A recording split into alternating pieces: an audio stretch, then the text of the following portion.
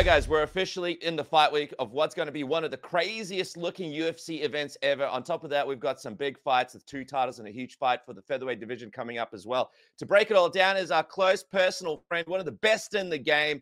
You know him from all his videos, breakdowns, of course, Morning Combat, the one, the only Luke Thomas. Thanks for joining me on Submission Radio, man. Anytime, buddy. Thank you for having me here. I appreciate it.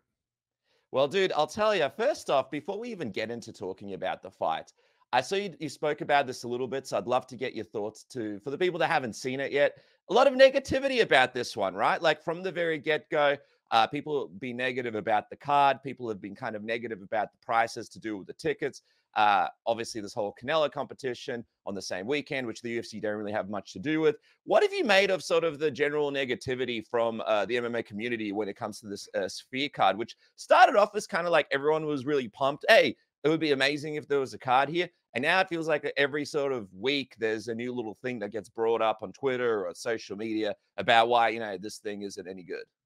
You know, it's funny. Years ago, one of the things that Dana White was very much praised for is they would go and do pressers or fan events city to city when they were really trying to press this thing. Let's say, past 2007, but well past 2010 to an extent as well.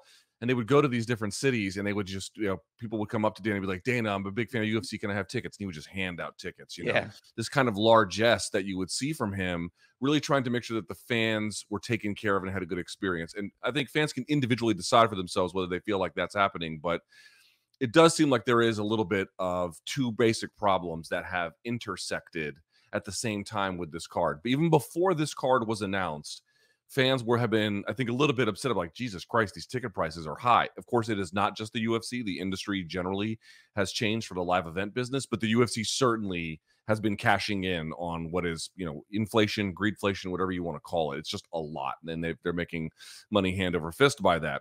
The second problem, of course, is card quality. It's not to say there haven't been good cards this year. UFC 300 was a lot of fun. 298, 299, also a lot of fun, but all the Apex cards are not that fun for the most part, exceptions here or there. And the pay-per-views also could have been a little bit better. Some of that is injury woes, as we know, but, the final product that you're asked to pay for at the end of the day, what are you getting? There's a lot of malaise. And it felt like rather than the UFC trying to make something that would specifically cater to those two complaints, they went the opposite direction. They made the most expensive event with not a bad card. I don't think anyone would say the card is awful, but relative to what people were feeling about pay-per-view cards needing to be better, and then this one charging so much, it was a significant letdown in terms of card quality, all for a weirdly branded show that's UFC Sphere, UFC 306, Riyadh season, Noche UFC. And I think all three of those things, the two main ones are the ones I would really home in on, but all three of those issues are kind of working against the UFC. But this is what you were asking me about. I don't think any of that is really all that unfair, except for two things. One, I saw a lot of people being like, Canelo's fighting across town, like that's going to be a much more attractive fight. Guys, please be serious. Canelo Alvarez is a first ballot Hall of Famer. No one would question otherwise, and he has been generous with his time in my career, which I appreciate. That fight should not be happening. And Edgar Berlanga, the only way he wins is if Canelo is like mega washed. Otherwise, this is a foregone conclusion. Sean O'Malley is the king of the very best division the UFC has, and Merab is the number one contender. By several orders of magnitude, that's a better fight. Certainly a more legitimate fight at a bare minimum. So that's the first thing I'd push back on. And the last thing I would say, and this is kind of the most important part, dude, every major MMA organization, this is not so true for like some of the bigger shows in Europe, but like, your PFLs and your Bellators, I know they got subsumed and then one in UFC. To get a big TV deal, what they end up having to do is just make a lot of content, right? We're going to give you 40 shows a year, and that causes some downstream problems. But one of the things that never really allows any of these promoters to do, not UFC, not one, not PFL, is to really reintroduce pageantry back into the show. It used to be part and parcel of the biggest MMA experiences that you had during the Pride era, and of course other UFC events like the when GSP fought Jake Shields, when they went to this gigantic new arena, not a new arena, but for the scale of the event, it was 50,000 plus. That was really big and new at the time, and they really leaned into it. And the point I'm trying to make to people is you can be mad about the ticket prices. You certainly have somewhat of a gripe with that card, but the Sphere, where I've seen a show, obviously not an MMA show, but I've seen a show, is so unlike literally any other venue in the world. This is exactly, not for the ticket prices, but this is exactly what the UFC should be doing, trying to reimagine how we bring to life an MMA show. You're worth billions of dollars that they rake in every year. Yeah, I expect more than Apex shows. So I know it's a lot to throw back at you, but that's the general worldview that I bring to this particular matter. Yeah, dude, it's great to see them trying something new, and I'm really excited to see what it looks like. The previews have been really cool.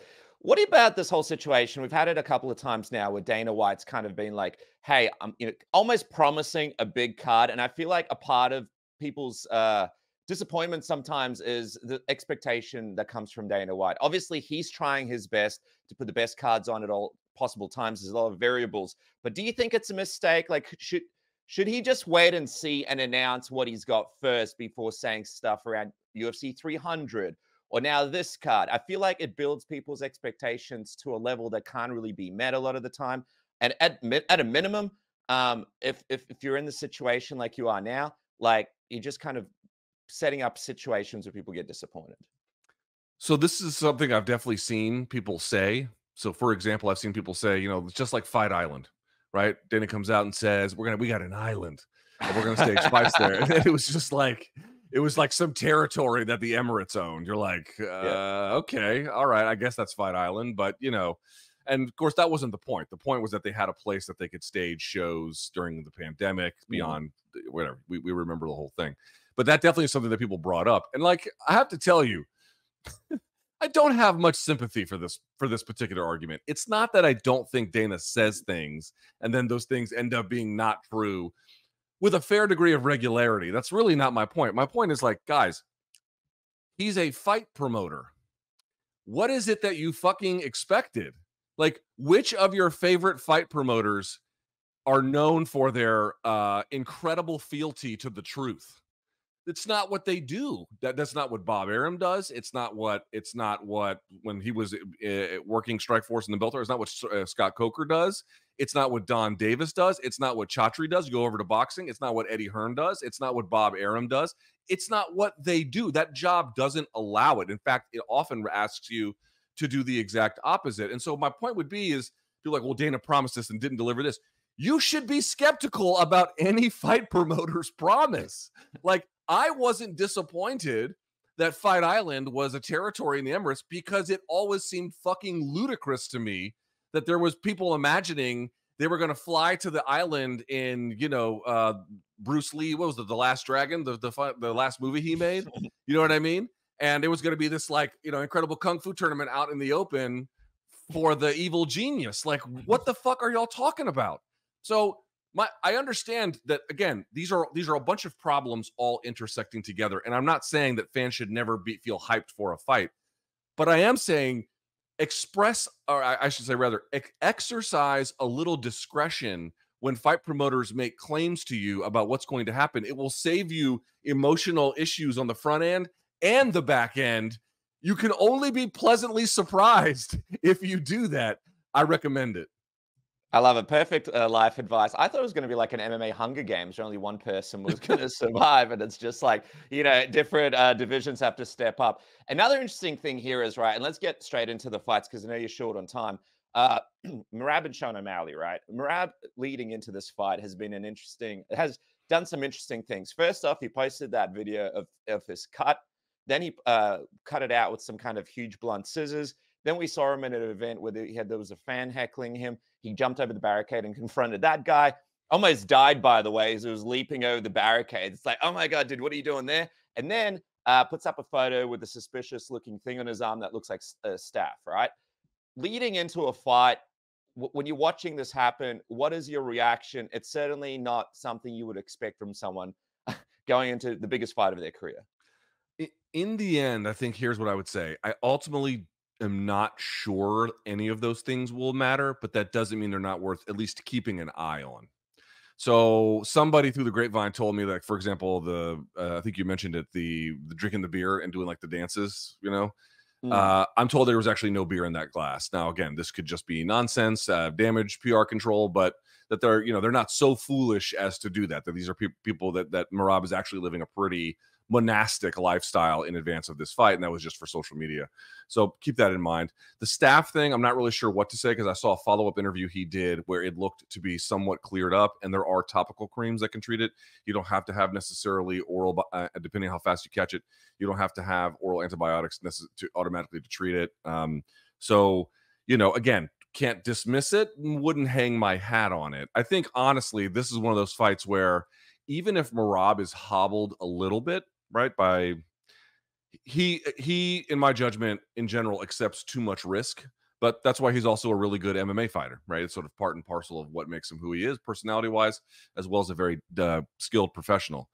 But what I would say is, even if he's hobbled a little bit, the guy's cardio advantage is so outrageous that you're still going to basically have to beat him the same way, right? You're still going to have an outrageous amount of unusual cardio just to keep pace with him. You're going to have to hurt him in all the ways you would have to, even if you imagined he was at full strength. In other words, like, even him at a disadvantage is still going to be at a big advantage, I think, over just about every other bantamweight in terms of his capacity to do work, to go for takedowns, to scramble, to, anything that just requires tons of labor. He can do all of that. I think it's a little bit not the right idea to just focus on it so heavily, but let's see how the week progresses. Things could change.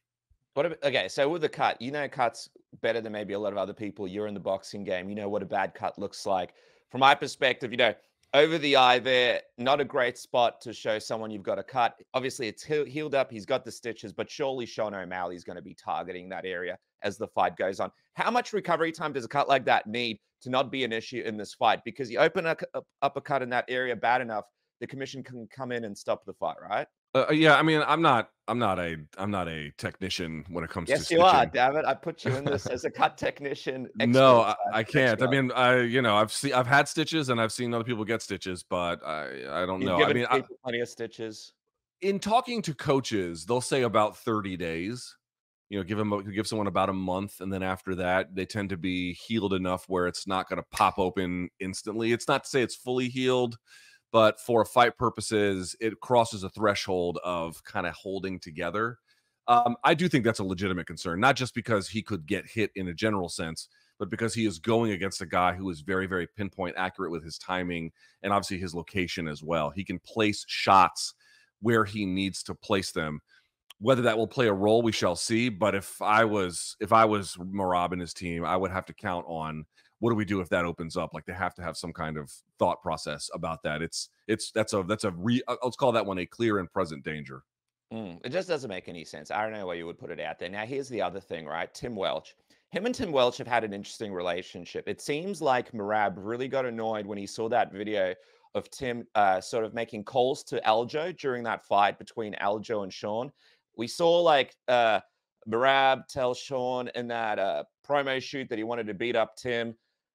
Tim Welch is a guy, he's got his own channel. He's a smart coach. He's not a troll, but he's clever when it comes to mind games. Surely during the week, or at least in the fight, he'll be throwing out calls to Merab. He'll be there. What are you expecting from that whole dynamic there? Like, it's kind of like an interesting side angle that's going on that's probably going to play out during this fight week in some capacity. Distraction and media fodder. I don't think too much about it, to be candid with you. I think when I look at this fight, what I think about are just the X's and O's of it, which, okay, biases, that's what I look at for the most part anyway. But it just says, it's one of these fights where, like, sometimes we have these big fights and you guys can be known quantities with a lot of experience, but you're still not exactly sure how they're going to match up. Like, it's just a little bit hard to know, which way it's going to go. Even the fight we had over the weekend, Gilbert and Brady, you knew there were going to be some observable fault lines, but exactly how that was going to go. And in fact, you saw the scrambles. They were actually pretty back and forth. Obviously, Brady getting the better of it in the end. But the point I'm trying to make is that's really not the case here. I mean, at all. Like, Merab is going to try to get either the double leg, but if you go back to the Cejudo fight, he's going to be working for the single and different finishes off the single, the inside trips, the outside trips, head outside, high crotch finishes, you name it, run it back to the fence into a double. Like, that's what he is going to be trying to do, and he cannot stand with Sean O'Malley for very long periods of time without being totally disengaged, because otherwise he's going to get lit on fire. And so you just kind of know what the game comes down to and how that's going to play, how the coach is interact with the fighters and vice versa, or coaches. It's interesting fun for fight week stuff, but I just think when it comes time to fight, this is not a easy problem to solve, but a fairly straightforward one for either guy. We shall see. Fellas, do you want your grooming routine to be a one-and-done deal? Well, the days of using the same trimmer for your face and your private parts are over. Thanks to our friends at Manscaped. They're coming up with the ultimate package to keep your hairs trimmed from 12 to 6. Introducing the Beard Balls bundle featuring the Lawnmower 5.0 and the Beard Hedger trimmer for the moneymaker, and another one for the boys downstairs. Get 20% off and free shipping now with the code word submission at manscaped.com. That's 20% off plus free shipping with the code word submission at manscaped.com. And fellas, real talk. I'm about to talk to you out there, the guys that are about to go on their dates, or the guys that are about to go in the gym, or the guys that are about to just go into work or do whatever life things you need to do. There are certain things you need to do to take care of yourself. Manscaped has you sorted, if you know what I mean. With the 20% off with the code word submission and free shipping today, the Ball and Beard bundle will make sure that you accomplish whatever it is you're trying to do out there. What about NordVPN? It is the ultimate VPN out there. To get the best discount off your NordVPN plan, you can go to nordvpn.com/submission. Now, our link will give you an extra 4 months on the 2-year plan. That's right, an extra 4 months. And there's absolutely no risk with Nord's 30-day money-back guarantee. The link is down below, or of course you go to nordvpn.com/submission. What about NordVPN? You can watch your sporting events, TV shows, films which aren't available by your region by switching your virtual location. You can protect your private data like bank details, passwords, and online identity. You can switch your location anywhere to save money by purchasing cheaper flights, hotels, subscriptions. And what about the threat protection feature that protects you from viruses, malicious malware, and phishing sites? It's the fastest VPN in the world with no buffering or lagging. Premium cybersecurity for the price of a cup of coffee per month. And one NordVPN account can be used up to 10 devices. That's right, 10 devices. Go to nordvpn.com/submission now. Get the deal. Try it risk-free. It's one of the best apps in the game as well. nordvpn.com/submission. Support the show so we can provide more interviews for you throughout the next few months with nordvpn.com and Manscaped now. Now back to the program. Yeah, it's a fascinating puzzle. I just can't wait to see Tim start yelling calls to Merab during the fight and seeing what happens there, man, because I don't know. We'll see. I mean, he's jumping barricades at other events. Just quickly, from your perspective, who do you think is going to win? And also, when it comes to Merab, he's almost like an uncrowned champion, right? Like he could have fought for the belt a number of times. How hard of a challenge do you think he is to Sean compared to the past ones? I think he's probably right up there, man. He's not as dangerous as some other fighters that Sean could fight in terms of pure, like, what kind of punishment can this guy deal you and how quickly can he turn a fight from bad to worse to over. He's not as dangerous in that sense as some others, but in other ways, he's maybe the most difficult fight for anybody in that division because of his cardio. That is truly, like, I mean, I'm not saying it's the best cardio out in MMA history, but you'd have to probably put, like, if you had to figure out who would you put on that list, he has to be on the short list for it. It's remarkable what he can do, and it really overpowers some of his technical deficiencies, although he's gotten better as well. So I don't want to say that's the only dynamic in play here. But I think Sean O'Malley, this is his fight to lose. Now, in the Jan fight, you saw him huffing wind. Here's what I'm going to say about Sean O'Malley's takedown defense. It's not quick, right? But it is competent. He fights the hands. He builds height. He builds hip height. He puts his weight onto the fence. He'll fire underhooks and spin into people, collar ties. I mean, he works methodically into the places that he needs to go to get free. It takes him a little bit of time, but he's able to do it. He even got a takedown. They don't count it on Fight Metric, but he even got a takedown on Petr Yan as well. I'm not saying he'll do that on Merab. The point I'm trying to make is this. The difference is that Yan could, like, have a firefight with him. I don't know if Merab can have a firefight with him. And I think for that reason, between Sean's improvement and the firefighting being so one-sided in one guy's favor, it's a close fight. I get why people might think Merab's going to run away with it. Who would that surprise? Sean O'Malley's fight to lose, as best I can tell. Dude, another fight that I'm super excited about is this Brian Ortega, Diego Lopez fight. Obviously, they had to fight. They were going to fight each other, and Ortega had to pull out. I wonder, when you look at this matchup, what does Diego Lopez have to do to be able to secure this one and get it in the bag? He's got to make the fight at his pace. Like, people say that they have the similar games, but they don't. Like, it's true, Ortega can kind of clamp on things. He has like the guillotine on Volkanovski, for example. But that's really not what makes his game what it is. I mean, he can find those finishes very quickly, but in general, I tend to think certainly on the feet, he tends to work a little bit more methodically. It's just if you make technical errors, he can make you pay for them very quickly. Whereas Diego Lopez just has offense everywhere and is going all the time. And so I think if you can make Brian Ortega fight at that pace, he will make mistakes, and then you can take advantage of them. By contrast, I think if Ortega is able to control the fight under his terms, like he's the one initiating the grappling sequences, he's the one finding the back, he can maintain position, that's going to work really well for him. The question is, of course, who can do that? That one seems to me like maybe Lopez, but I really don't know. I don't have a strong feeling about it. I mean, Lopez is an exciting guy in the division, right? And it's a division with a lot of interesting fights to make. How far do you actually think he can go in this thing? Do you think he could go all the way to a title shot? Oh, yeah, there's no question in my mind. I mean, if he goes and beats Brian Ortega, and let's say he finishes him, right? Again, Mhm. how likely is that? I have no idea, but let's just say that he does. Depending on how things go between Ilya and Max, again, I'm positing a set of scenarios here that may never come to life. But if Ilya goes in there and gives Max Holloway the business, they're going to be wanting fresh contenders to keep that guy in rotation. He'll take a dramatic star turn at that point, and so will Diego Lopez. And remember, like, how do you beat a guy like Ilya who is crafty and dangerous and powerful? You get someone in his face who can just do constant danger all the time.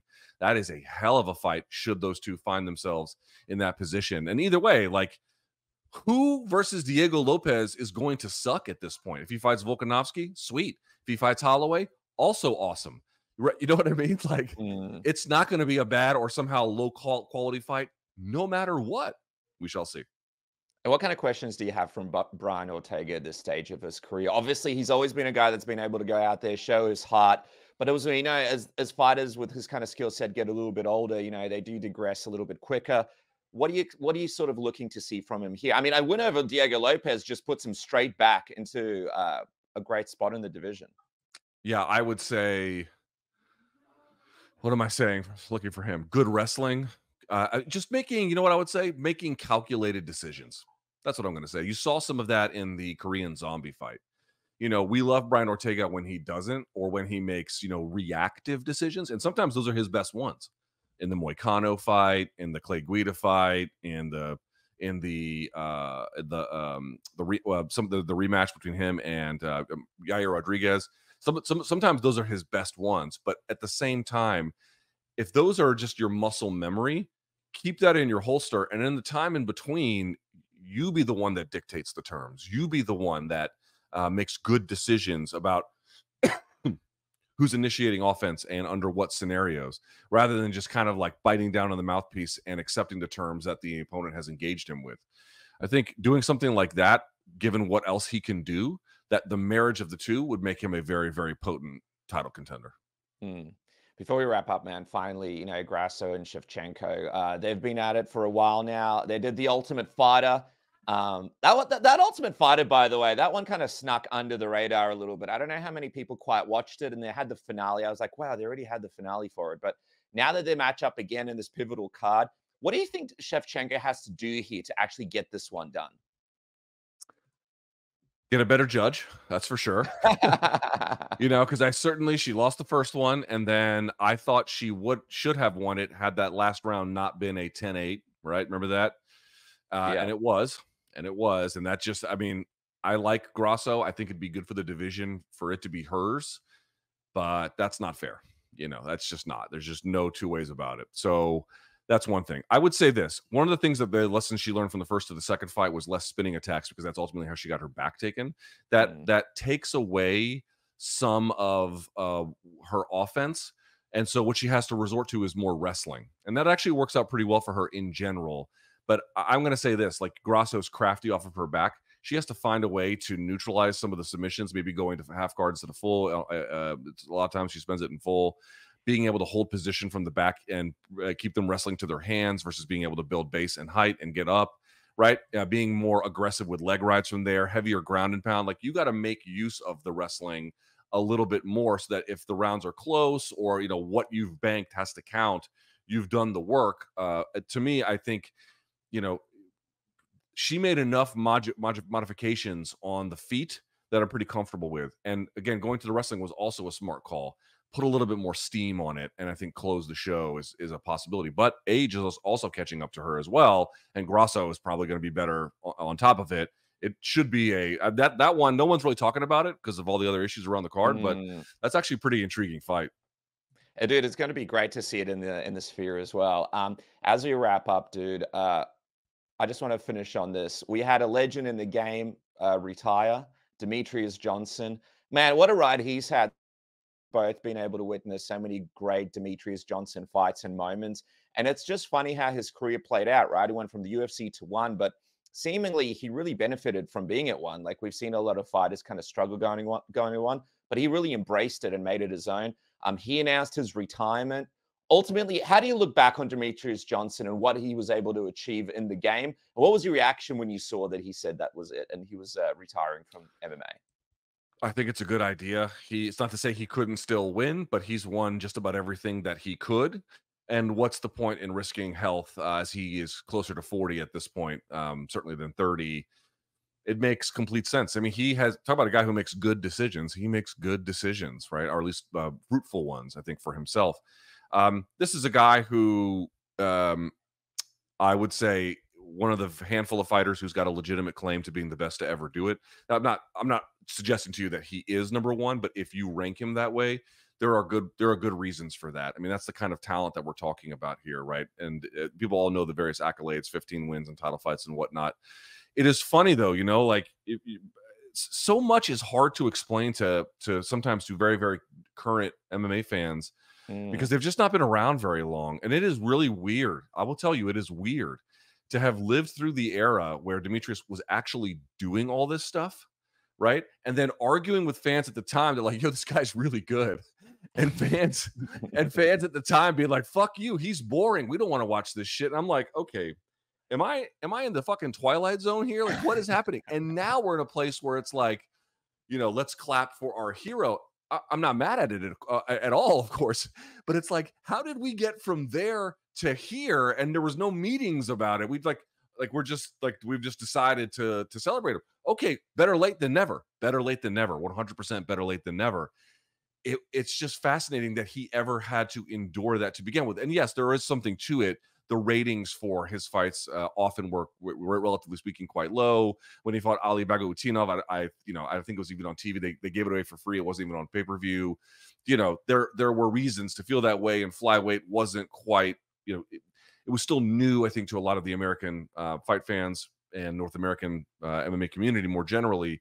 So there were some reasons to feel a little bit different at the time, but it's just weird. It's just weird. Jones was widely regarded as like a top guy when it was happening. GSP, Ariel. I don't want to say Ariel. What am I saying? GSP, Anderson Silva, right? So all these different guys at the time, like when they were coming up, you're like, oh, that guy could be that Fedor or something, right? And then DJ put himself in that conversation because of how well he did, but he had to fight way more friction. John brought friction on himself. I'm talking about just the fight resume. He had to fight so much more friction than all those other guys, often not for very good reasons. Like I said, better late than never. He's getting his just desserts. Yeah, man. Well, you were saying it back in the day, but it's good to see he gets a little bit of recognition to Demetrious on that. As we wrap up, Luke, what's happening for Fight Week? What do people need to look out for? You had that great video with Ben Davis that people can check out, to follow you on socials at Luke Thomas News for all the latest stuff that's happening. Yeah, no doubt. So thank you for having me. Unfortunately, I cannot go to the Sphere. We were all supposed to go to the Sphere and Canelo shows. Brian Campbell is going from Morning Combat, so he's going to be going. Okay, so keep it tuned to Morning Combat. Brian Campbell's going to have you covered. All the Smoke Fight, they're going to be there. Andre Ward and some other folks are going to be doing some broadcasts with BC from home. We're definitely going to have a live show, a post-fight show. You guys know I'm going to have a great post-fight show. I'm looking forward to that. Plus, we're going to have some technique breakdowns, like how does Sean O'Malley defend some of these takedowns? What are ways Merab can close a distance without getting completely nuked? So we're going to have some fun stuff. Live chat on Thursday. You know where to go. YouTube.com/Luke Thomas. The Luke Thomas, I think. And if you become a member, you could check out Luke's. Well, if you become a member, you could check out Luke Thomas's Gladiator review, which I can't wait to sign up. Hey, let me be very clear about this. I don't care what anybody says. A good movie, not a great movie. And I think if you think it's a great movie, you're probably a dullard. I just want to point that out. All right, follow the man now and check out his content. Thank you so much, Luke. I really appreciate you, man. Anytime, fella. Appreciate you.